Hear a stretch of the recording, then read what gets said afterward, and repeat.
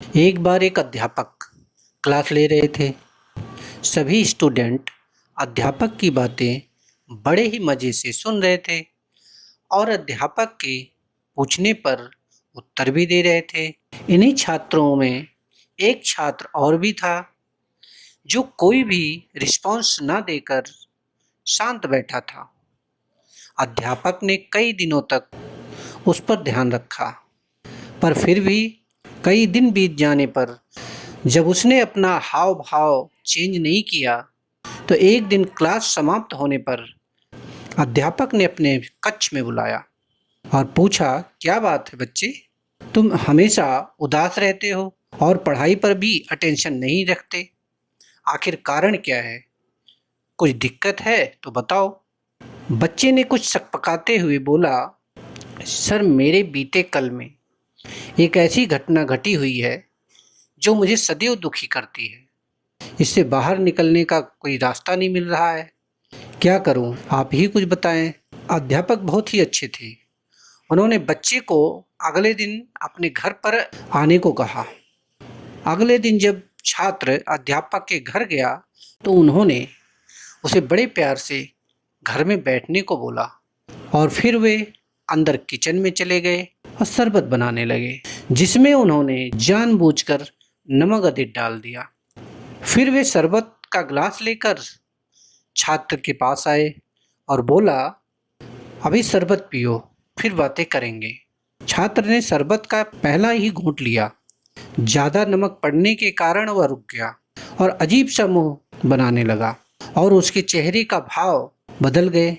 यह देखकर अध्यापक ने पूछा, क्या बात है, शरबत अच्छा नहीं लगा?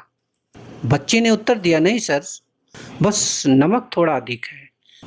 तो अध्यापक ने कहा, कोई बात नहीं, लाओ मुझे दे दो, इसे फेंक कर दूसरा बना देता हूँ।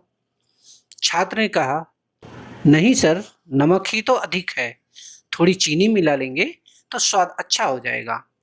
अध्यापक यह सुनकर थोड़ी देर के लिए शांत हो गए, फिर बोले, बिल्कुल सही कह रहे हो, पर अब इसे समझना होगा।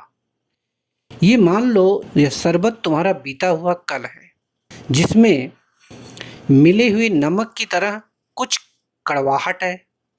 जैसे शरबत से नमक को अलग नहीं किया जा सकता, ऐसे उन कड़वी बातों को जिंदगी से बाहर नहीं निकाल सकते। वे अतीत की बुरी यादें हैं, परंतु जिस प्रकार शरबत में चीनी मिलाकर शरबत का स्वाद चेंज कर सकते हैं, ऐसे ही अतीत की बुरी यादें मिटाने के लिए कुछ नई मीठी यादें मिलानी होंगी। इसलिए मेरे कहने पर तुम अपनी लाइफ में भी कुछ मीठी यादें व मिठास घोलो। अब बच्चा समझ चुका था मुझे करना क्या है। उसने प्रण किया कि आज से अतीत की कड़वी बातों को कभी याद नहीं करेगा, जबकि कुछ नई व मीठी यादें घोलेगा। वह अब समझ चुका था, बीती बातों को तो मैं बदल नहीं सकता, परंतु भविष्य की सुनहरी यादों में जी सकता हूँ। मित्रों, यह सत्य है कि हम पिछला बदल नहीं सकते, परंतु अगला जरूर हमारे हाथ में है। उसे सुधारने का प्रयास किया जा सकता है, जिससे पिछला भी समाप्त हो जाएगा और भविष्य सुनहरा बन जाएगा। यह कहानी आपको सुन के अगर प्रेरणा मिलती है, कमेंट में ज़रूर बताएं। अपना ख्याल रखें। ओम शांति।